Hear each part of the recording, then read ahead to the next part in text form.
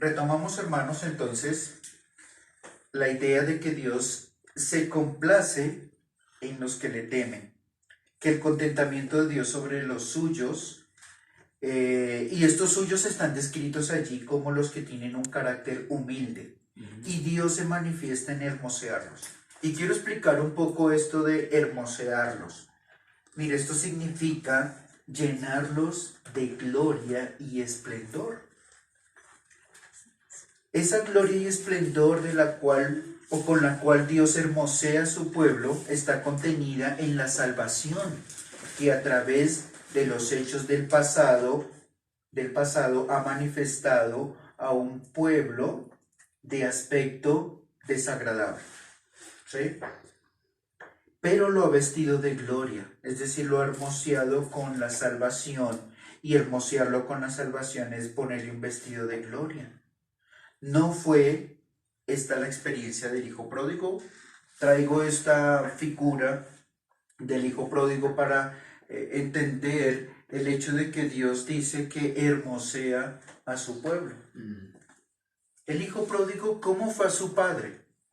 Bueno, el hijo pródigo fue a su padre con unas fachas, ¿cierto? O con una vestimenta, hablemos de una vestimenta sucia, ¿sí? O rota, maloliente. En su aspecto físico estaba desnutrido, no sé, tal vez los puros huesos.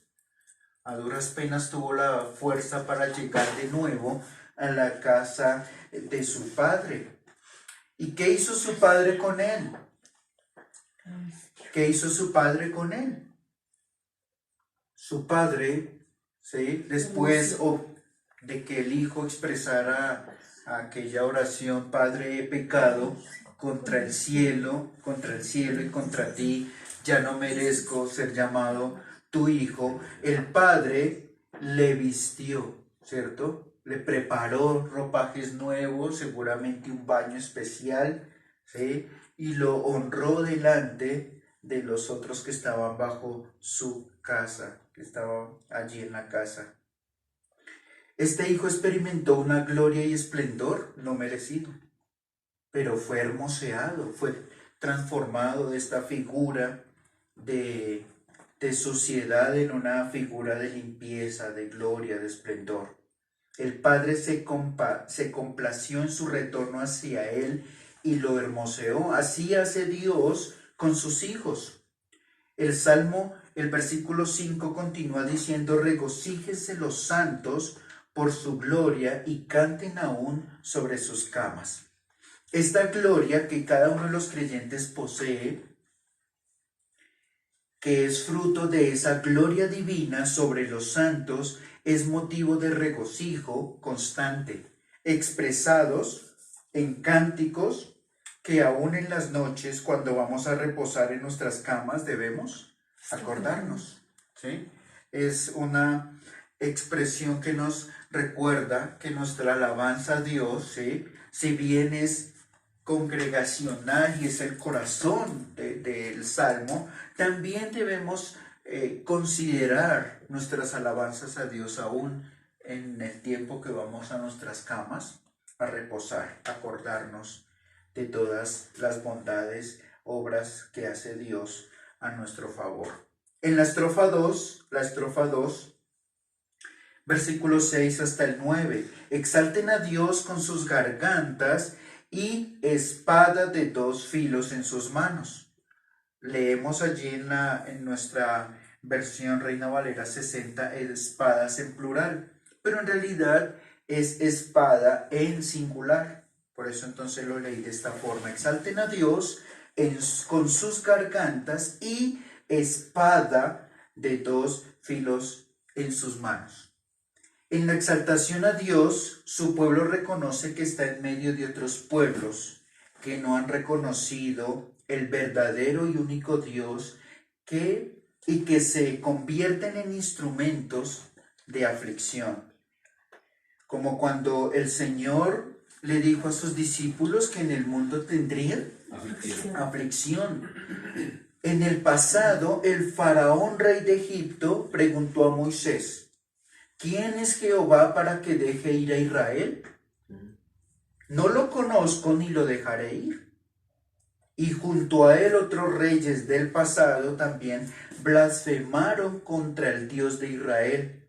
Así que Dios, por medio de las alabanzas y las oraciones de su pueblo, trajo la espada,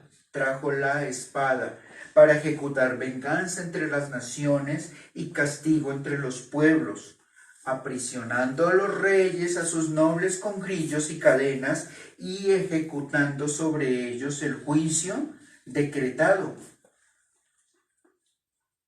Sabemos que en el pasado Dios juzgó al faraón, y lo juzgó tal y como lo había anunciado previamente, es decir, tal y como lo había decretado. ¿Recuerdan ustedes cuando decretó inclusive Dios el juicio sobre Faraón y Egipto? ¿A quién se lo anunció previamente? Se lo anunció a Abraham. Desde Abraham fue anunciado. 400 años estará bajo dominio, ¿sí? Pero Dios le prometió a Abraham venir y liberar a ese pueblo de la esclavitud.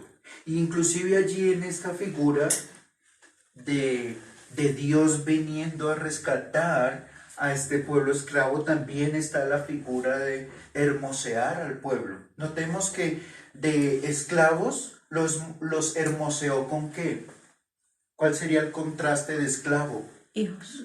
Libres, libres, libertad, ¿cierto?